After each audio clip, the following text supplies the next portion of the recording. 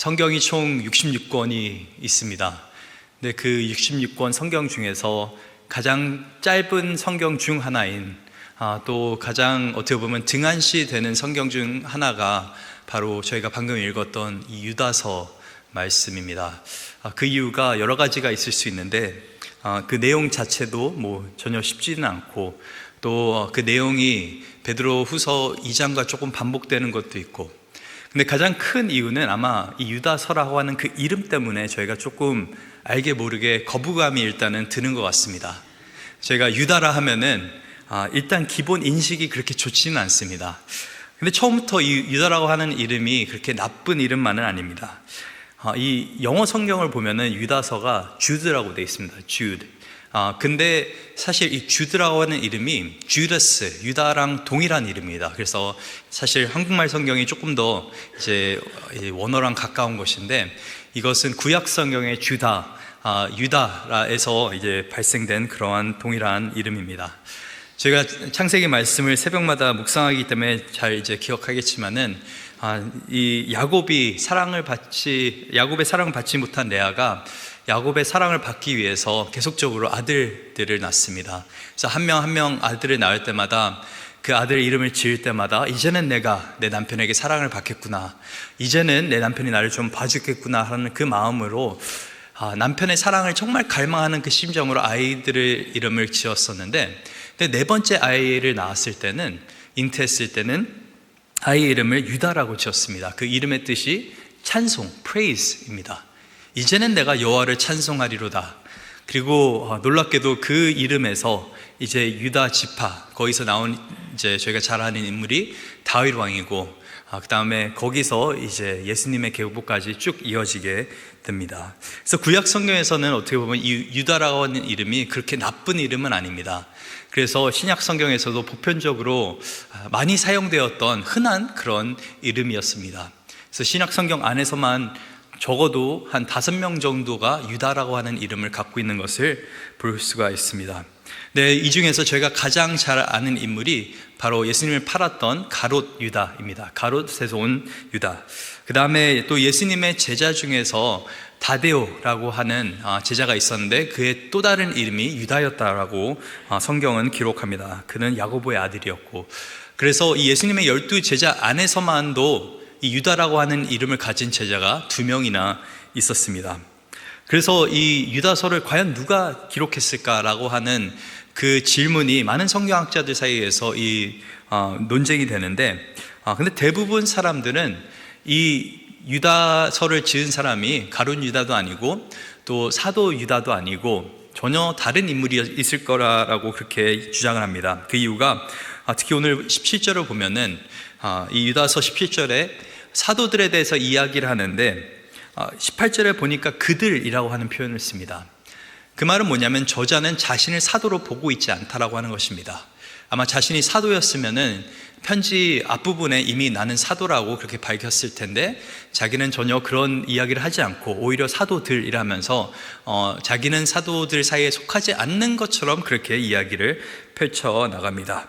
그리고 가장 결정적인 우리가 어떤 유다인지를 알 수 있는 단서가 오늘 본문 1절에 나와 있습니다. 오늘 본문 1절에 이렇게 기록이 되어 있습니다. 예수 그리스도의 종이요 야고보의 형제인 유다는. 그래서 여기서 이 야고보의 형제인 유다 그리고 그리스도의 종이라고 하는 두 가지 표현이 나오는데, 그래서 이 구절을 바탕으로 대부분 사람들은 여기 나와 있는 유다는 아마도 예수님의 또 다른 형제 유다였을 것이다 라고 그렇게 이야기를 합니다. 왜냐하면 마태복음 6장 3절에 보면은 예수님의 형제들의 이야기가 나와 있습니다. 예수님이 혼자 있었던 것이 아니라 야고보나 다른 사람들이 있었는데, 거기에 보면은 사람이 마리아의 아들 목수 아니냐, 야고보와 요셉과 유다와 시몬의 형제 아니냐 라면서 사람들이 예수님께서 막 사역을 하시는데 이 사람을 알아보는 것입니다. 그러면서 오히려 그들의 누이도 우리와 함께 있지 아니하고 하면서 예수님을 그 고향 사람들이 배척하는 모습이 성경에 등장을 합니다. 그리고 요한복음 7장 5절에서는 이 형제들까지도 예수님을 믿지 아니하였다고 성경이 기록합니다. 그래서 예수님의 형제들 중에서 이 야고보도 있었고 또 유다라고 하는 사람도 있었는데, 근데 이 형제들은 예수님께서 공생애 사역하시는 동안에 그렇게 어떻게 보면은 놀라운 사역을 하셨고 놀라운 가르침을 하셨고 직접 고향에 가셔서 회당에서 말씀까지 가르치셨는데도 그를 배척하고 오히려 예수님을 믿지 아니했습니다. 어떻게 보면은 어렸을 때 예수님의 그 모습들, 마리아에게 어떻게 보면 순종했던 그 모습들, 뭐 그런 모습들을 봐서 그런지는 모르겠습니다. 근데 무슨 이유에서든지 정확히는 알지 못하겠지만은 이들은 형제들은 계속적으로 예수를 믿고 있지 않다가 저희가 나중에 사도행전 1장 14절에 보게 되는 것이 예수님께서 부활하시고 나서 또 승천하시고 나서 여자들과 예수의 어머니 마리아와 예수의 아우들과 더불어 마음을 같이하여 오로지 기도에 힘쓰더라. 그래서 이 사도들도 제자들이 모여 있을 때 거기에 예수님의 어머니 마리아도 계셨고 또 더 나아가서 예수님의 아우들도 함께 기도하는 모습이 등장을 합니다. 그리고 나중에 고린도전서 15장에 보게 되면은 특히 야고보에게 부활하신 예수님께서 직접 나타나셨다라고 성경이 그렇게 기록하고 있습니다.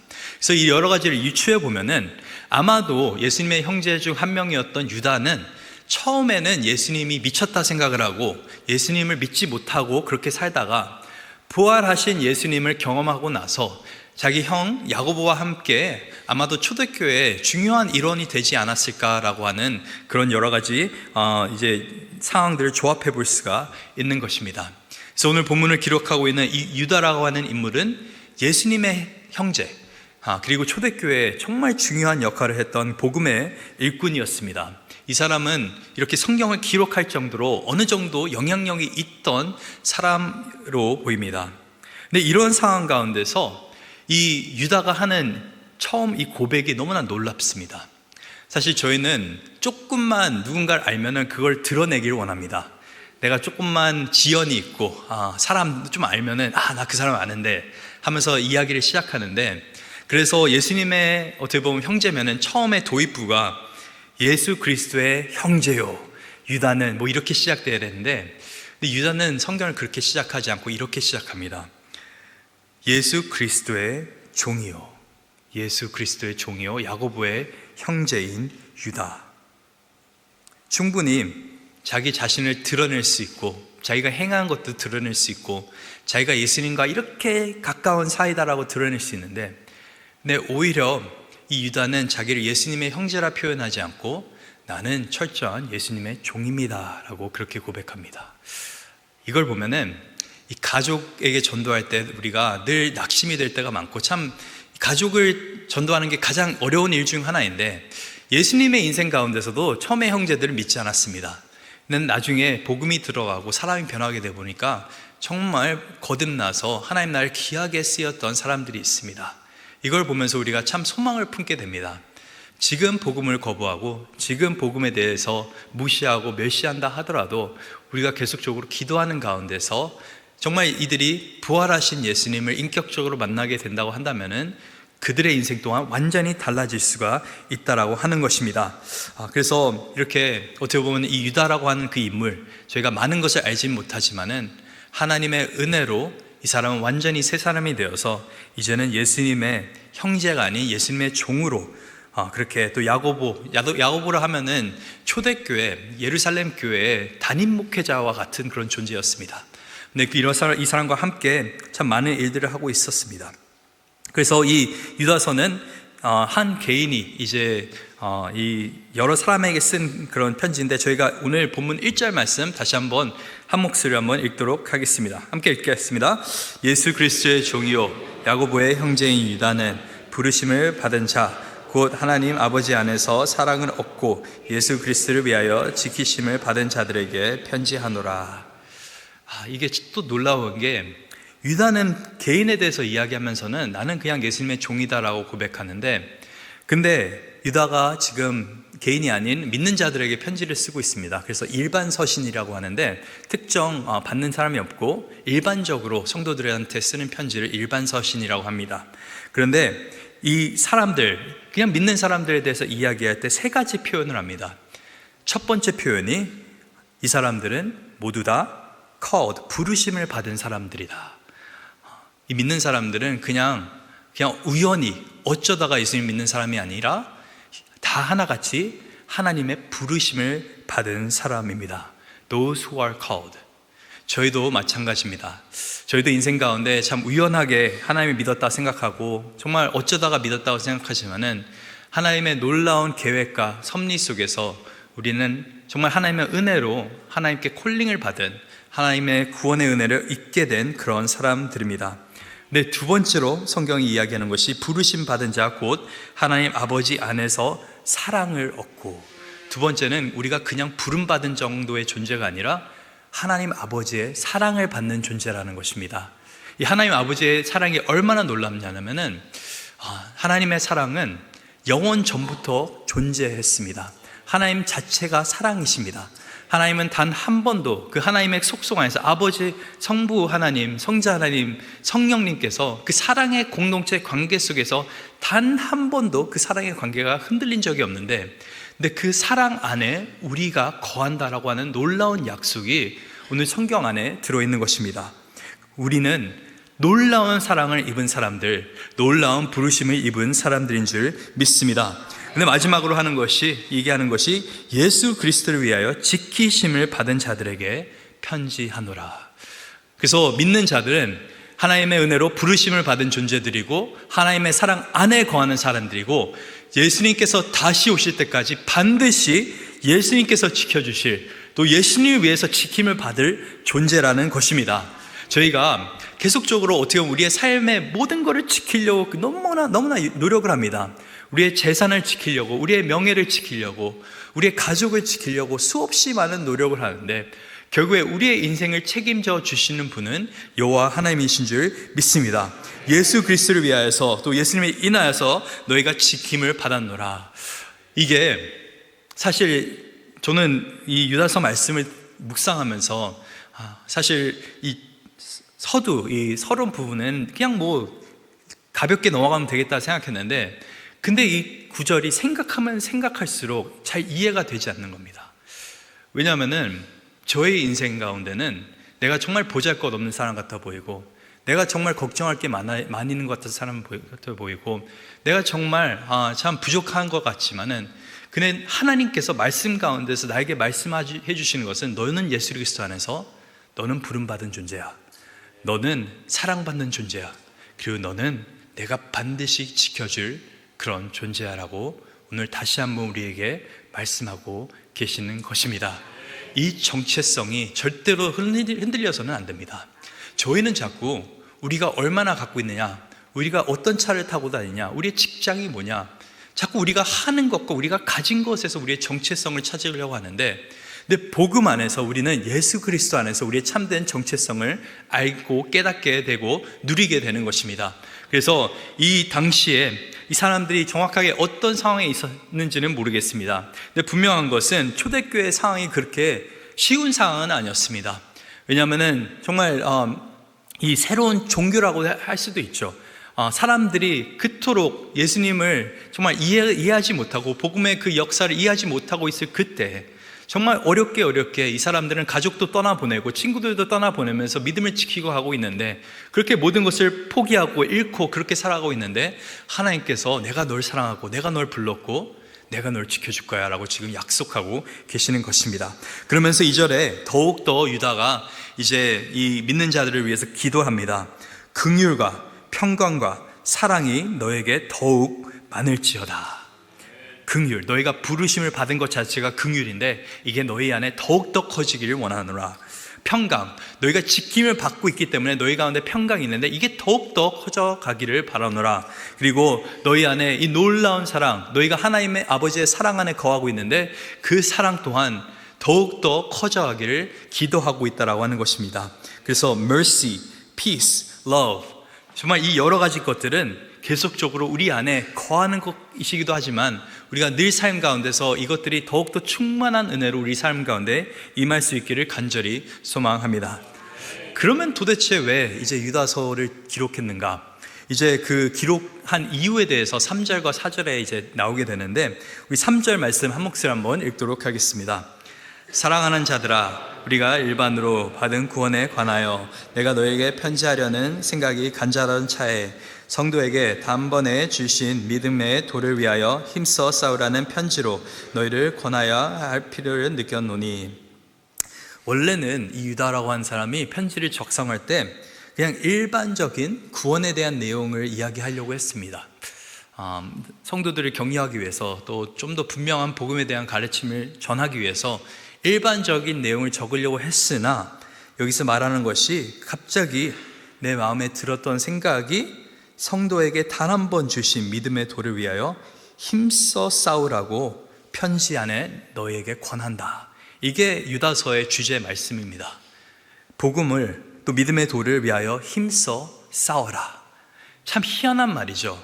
왜냐하면 사랑 안에 너희가 거하고 있고, 너희가 지킴을 받고 있고, 너희가 택함을 받아서 부르심을 입은 존재들인데, 근데 정작 오늘날 살아갈 때는 싸우라는 겁니다.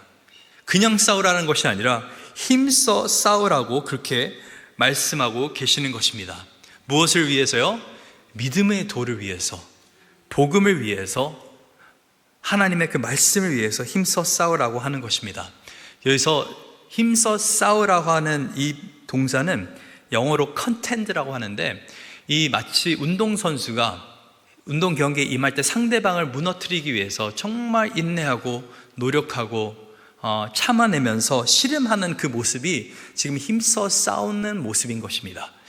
그래서 그 정도로 너희가 지금 복음을 위해서, 이 믿음의 도, 진리를 위해서 투지를 불태우고 인내하면서 싸우라고 지금 말씀하고 있는 것입니다.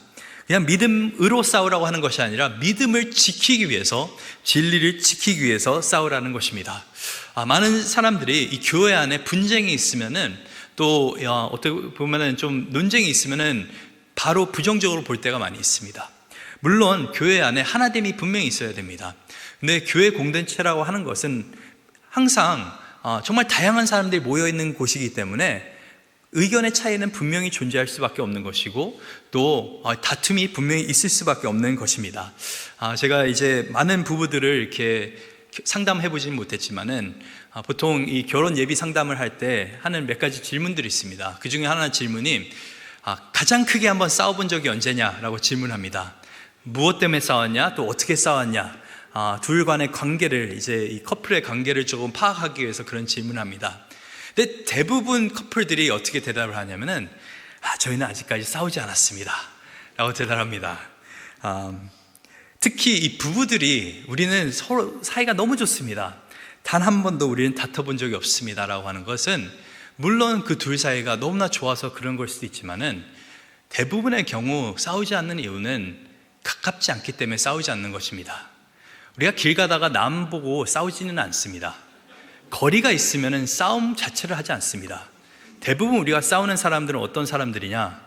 가까운 사람들, 가족, 친구들, 직장 동료들, 가까울수록 싸울 거리는 많아지는 것입니다.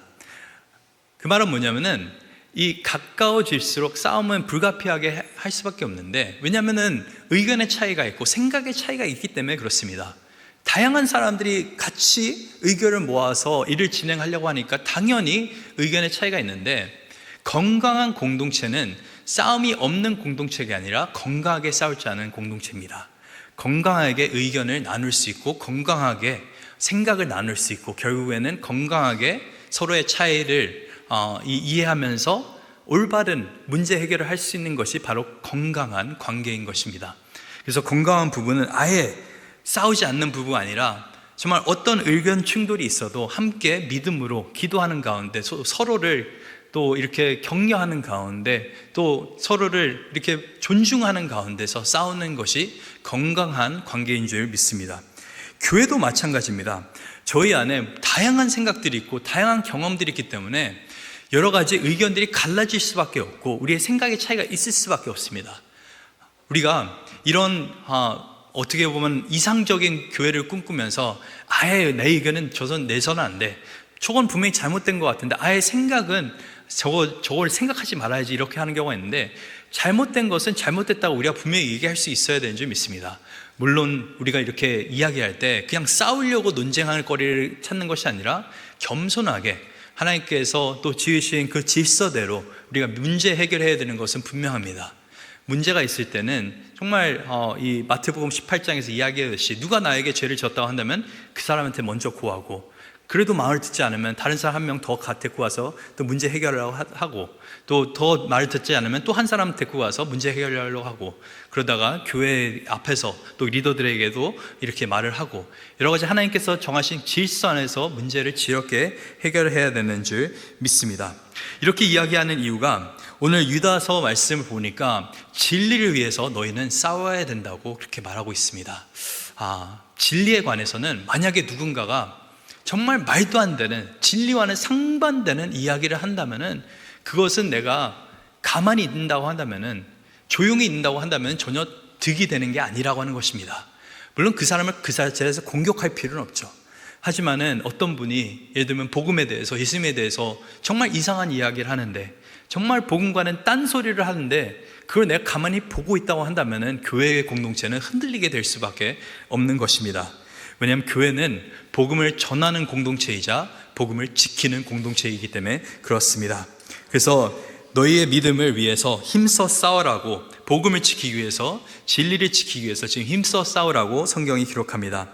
근데 그 구체적인 이유를 이제 4절에서 유다가 이야기를 합니다. 우리 한 목소리로 읽도록 하겠습니다. 이는 가만히 들어온 사람 몇이 있음이라. 그들은 옛적부터 이 판결을 받기로 미리 기록된 자니 경건하지 아니하여 우리 하나님의 은혜를 도리어 방탕한 것으로 바꾸고 홀로 하나이신 주제 곧 우리 주 예수 그리스도를 부인하는 자니라. 우리가 믿음을 정말 철저하게 지켜야 되는 이유, 복음을 위해서 힘써 싸워야 되는 이유는 이 4절에 보니까 이는 가만히 들어온 몇 명이 있다라고 성경이 기록을 합니다. 거짓 교사를 이야기하는 것입니다. 이 성경 안에 이 거짓 교사에 대한 경고가 특히 신약 성경 안에 이 초대교회에 대해서 많이 일어나고 있는데, 사도행전 20장에 이 사도 바울이 에베소 장로들을 만난 후에 떠나기 전에 이런 말을 합니다. 사도행전 20장 29절과 30절입니다. 내가 떠난 후에 사나운 이리가 여러분에게 들어와서 그 양떼를 아끼지 아니하며 또한 여러분 중에서도 제자들을 끌어 자기를 따르게 하려고 어그러진 말을 하는 사람이 일어날 줄을 내가 아노라. 여러분 중에도 제자들을 끌어 자기를 따르게 하려고. 그래서 이 에베소 교회 안에서 누군가가 사람들을 데리고 나갈 거라고 그렇게 경고를 하고 있습니다. 디모데전서 4장 1절 우리 한 목소리로 한번 읽도록 하겠습니다. 그러나 성령이 밝히 말씀하시기를 후일에 어떤 사람들이 믿음에서 떠나 미혹하는 영과 귀신의 가르침을 따르라 하셨으니, 어떤 사람들이 믿음에서 떠나 믿음을 배척하여 이 미혹하고 또 귀신의 영을 따르고 그렇게 될 거라고 지금 또 경고하고 있습니다. 또 베드로 후서 2장 1절 말씀 우리 한 목소리 읽도록 하겠습니다. 그러나 백성 가운데 또한 거짓 선지자들이 일어났으나니 이와 같이 너희 중에도 거짓 선생들이 있으리라. 그들을 멸망하게 할 이단을 가만히 끌어들여 자기들을 사신 주를 부인하고 임박한 멸망을 스스로 취하는 자들이라. 백성 가운데 거짓 선지자들이 있었고 이와 같이 너희 중에도 거짓 선생이 있으리라. 여기서 나오는 공통점이 뭔지 보이십니까? 이 거짓 교사는 밖에서 일어나는 것이 아니라 교회 안에서 일어난다는 것입니다. 잘못된 진리를 선포하고 잘못된 신앙을 가지고 사람들을 미혹시키고 올바르지 않은 길을 걷게 하고 또 교회를 분열시키고, 이게 그냥 교회 밖에 있는 문제면 괜찮겠는데 성경이 말하는 것이 이게 교회 안에 문제가 일어나게 될 거라고 여러 번 거듭해서 경고하고 있습니다. 그래서 우리가 깨어있지 않으면, 조심하지 않으면은 우리가 알고 있는 그 복음이 흔들리게 되어 있습니다. 정말 복음에 물타기 하듯이 자꾸 복음이 본질에서는 벗어나서 나중에는 도대체 뭐가 진짜 참된 복된 소식인지 아닌지를 모를 정도로 그렇게 교회가 정말 쓸데없는 것에 정신이 팔려서 정작 지켜야 될, 그리고 전파해야 될 복음에는 힘을 쓰지 못할 때가 온다라고 하는 것입니다. 이런 사람들이 오늘 본문 4절에 보니까 가만히 들어온 몇 사람이 있느니라. 이 문제 때문에 지금 유다가 급하게 편지를 적고 있습니다. 너희 안에 이 복음을 힘써 지켜라, 깨어있어라, 정말 조심해라 라고 지금 이렇게 이야기하고 있습니다. 그럼 이 거짓 교사들의 특징, 두 가지 특징이 4절에 등장하는데, 첫 번째 특징은 경건하지 아니하여 우리 하나님의 은혜를 도리어 방탕한 것으로 바꾸고, 그 말은 뭐냐면은 하나님의 은혜를 도리어 방탕한 것으로 바꾸고 그 삶 가운데 경건함이 없다라고 하는 것입니다. 근데 왜 도대체 이들의 삶이 그토록 방탕한 것인가? 하나님의 은혜는 머리로는 알지만은 그 은혜를 도리어 방탕한 것으로 바꾸었다라고 성경이 말합니다. 영어 성경에는 그 바꾸었다라고 하는 말이 perverted, 변질시켰다라고 하는 말로 되어 있습니다. 뭐냐면은 하나님의 은혜를, 하나님의 복음을 변질시키면은 한 가지 결과가 삶이 방탕해집니다. 그 한 가지 변질되는 이유가 많은 사람들이 나는 이제 예수님 믿고 천국 갈 자신 있으니까, 예수님께서 내 죄를 위해서 죽으셨으니까 이제 이 땅에 사는 삶은 아무렇게 살아도 돼. 내가 아무리 죄를 지어도 예수님의 피만 믿으면 되지.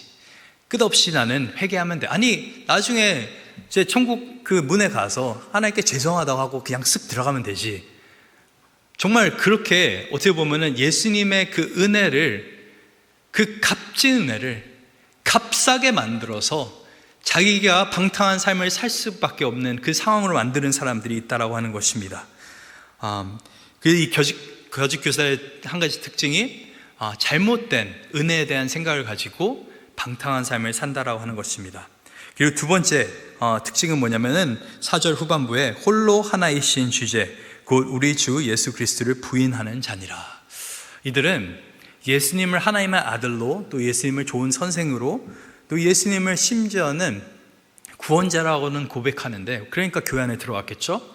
근데 정작 삶 가운데서는 예수님을 주제로, Lord, 하나님을 주님으로 모시고 있지는 않다라고 하는 것입니다. 그래서 어떻게 보면은 이름은 크리스찬인데 삶은 전혀 예수님을 따르지 않고 예수님의 주권 안에서 살고 있지 않는 것이 바로 이 거짓 교사의 두 번째 특징입니다.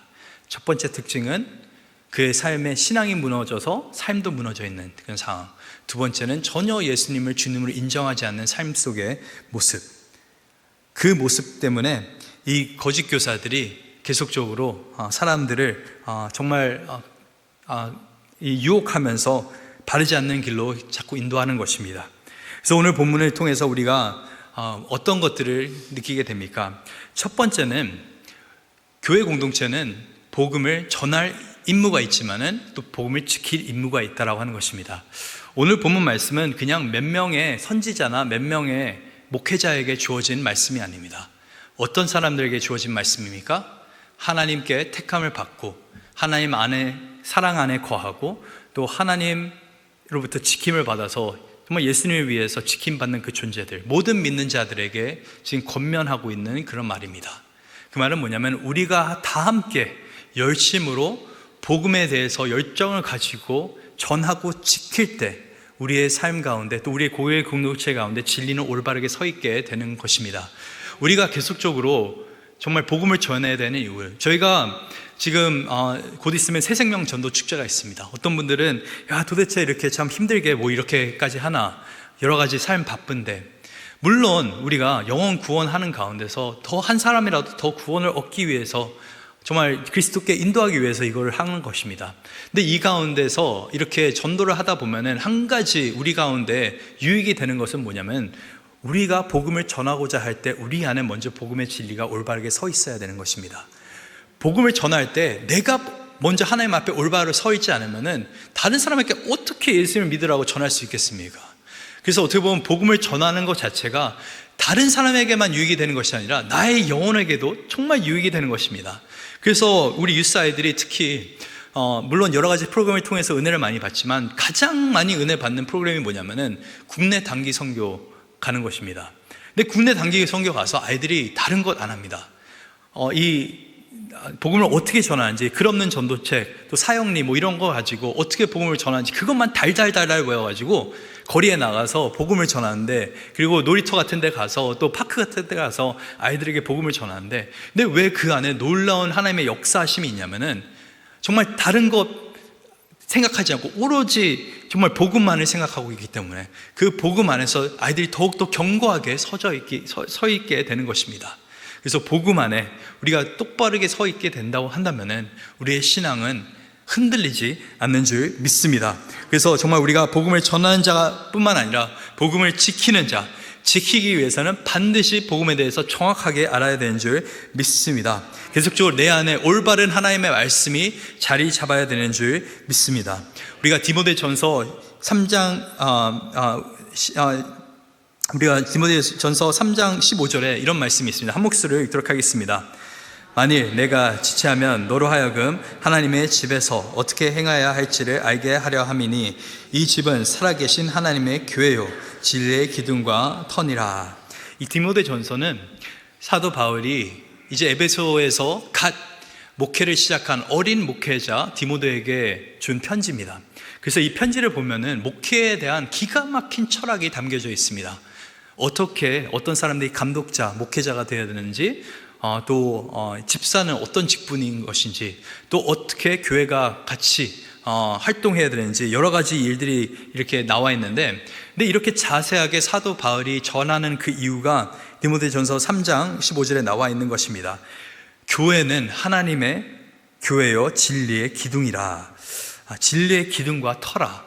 뭐냐면은 교회라고 하는 것은 진리가 올바르게 설 수 있도록, 또 진리가 올바르게 자리 잡을 수 있도록 진리를 지키는 공동체라고 하는 것입니다. 그래서 이 나중에 디모데후서 3장에 이제 사도 바울이 디모데에게 이야기를 하죠. 모든 성경은 하나님의 감동하심으로 지음을 받았다. 그러면서 이제 성경의 위대함에 대해서 이야기한 후에 디모데후서 4장 2절에서 5절 이렇게 이야기합니다. 우리 한 목소리로 읽도록 하겠습니다. 너는 말씀을 전파하라. 때를 얻든지 못 얻든지 항상 힘쓰라. 범사에 오래 참과 가르침으로 경책하며 경계하며 권하라. 때가 이르리니 사람이 바른 교훈을 받지 아니하며 귀가 가려워서 자기의 사욕을 띠를 스승을 많이 두고 또 그 길을 진리에서 돌이켜 허탄한 이야기를 따르리라. 그러나 너는 모든 일에 신중하여 고난을 받으며 전도자의 일을 하며 내 직무를 다하라. 때를 얻든지 못하든지 말씀을 전하라고 하는 그 이유가 지금 이제 나중에 돼서는 정말 귀가 간지러운 것처럼 자꾸 자기가 듣고 싶은 말만, 자기가 좋아하는 설교만 골라서 듣는 사람들이 나타난다는 것입니다. 자기가 좋아하는 목회자만 따라다니고 자기의 사역을 따르기 위해서 채우기 위해서 그렇게 자기 좋아하는 말씀만 찾는 사람들이 늘어날 텐데, 너는 사람 듣기 좋아하는 말만 증거하지 말고 진리를 선포하라고 지금 사도 바울이 디모데에게 권면하고 있는 것이고 교회에게 권면하고 있는 것입니다. 너는 모든 일에 신중하여 고난을 받으며 전도자의 일에 직무를 다하라. 우리가 전도자의 일을, 그 직무를 다할 때 결국에 우리 안에 진리가 바로 서 있게 되는 것입니다. 제가 이 말씀을 준비하면서 한 가지 좀 기억에 남는 것이 있었습니다. 많은 경우 우리가 이단이라고 한다면은 그냥 뭐 겉에 보면 딱 한눈에 딱 봐도 저 사람이 이단이다, 이상하다라고 생각할 것 같은데, 근데 이제 몇 년 전에 저희 영어권 성도 중에서 젊은 청년이었는데 이 교회를 이제 출석한 청년이 있었습니다. 너무나 신실하게 교회도 출석하고 공동체 모임도 출석하고 열심으로 그렇게 했었습니다. 근데 이제 어느 순간에 이제 보니까 특히 이제 팬데믹 바로 직전에 나중에 좀 이야기를 듣다 보니까 교회를 좀 안 나가더니만 자꾸만 개인적으로 저희 교인들에게 연락을 하는 것이었습니다. 나중에 알고 보니까 그 청년이 이단에 빠졌던 것이었습니다. 그래서 교회 안에 와서 어떻게 보면 사람들과 관계를 쌓은 다음에 이제 나중에 기회가 될 때 이렇게 자기가 믿고 있는 것들을 전달하려고 했었는데, 한 가지 제가 놀라웠던 것은 그 일을 듣기 전은 저는 구분을 할 수가 없었습니다. 제가 겉으로 드러났던 거는 멀쩡하게 신앙생활 하는 것 같고 멀쩡하게 교회 공동체 안에서 믿음을 나누는 것 같은데, 근데 목회자인 저도 겉으로 봤을 때는 전혀 분간이 되지 않았다라고 하는 것입니다. 이렇게 어떻게 보면은 마지막 때 하나님께서 이토록 경고하시는 그 이유는 우리가 정말 철저하게 깨어있지 않으면은 무엇이 진짜인지 무엇이 거짓인지 분간할 수가 없다라고 하는 것입니다. 진짜 거짓 교사를 우리가 제대로 분간하기 위해서는 오로지 우리가 할 수 있는 일은 진짜 복음을 잘 아는 것입니다. 저희가 흔히 말하는 그런 예화들이 있죠. 가짜 돈을 잘 알려고 한다면은 진짜 돈이 어떻게 생겼는지를 잘 알아야 된다. 복음도 마찬가지인 것입니다. 그래서 혹시 내 안에 이 구원에 대해서, 복음에 대해서 흔들려 있는 것들이 있다면은, 내가 정말 그냥 대충 내 입맛 따라 신앙생활하고 있는 것들이 있다면은 이 시간에 우리가 회개할 수 있기를 간절히 소망합니다. 그리고 우리가 대충 그냥 내 주위 사람들 좋은 게 좋은 거다, 목장 식구들 이야기 나눌 때도 복음에 대해서 정말 엉뚱한 소리 하는데 아유 그럴 수도 있죠, 저럴 수도 있죠 하고 우리가 용납하게 된다면은 그 당시에는 우리가 편할 수 있지만 결국에는 교회 공동체가 무너져 있게 되어 있습니다. 사람은 사랑으로 보듬어 주되 복음 앞에서는, 진리 앞에서는 우리가 철저하게 주님께 순종하는, 엎드리는, 지킬 수 있는 믿음의 사람 될 수 있기를 소망합니다. 우리가 진리를 올바르게 증거하고 그 진리 안에서 올바르게 서 있을 때, 그리고 다른 사람들에게 그 진리를 증거할 수 있을 때 그 사람의 그 영혼도 살아나게 될 줄 믿습니다. 그래서 두려워하지 않고 무서워하지 않고 이것이 하나님의 명령이라는 것을 기억하면서 진리를 전파하고 선포하는 저와 여러분 될 수 있기를 간절히 소망합니다.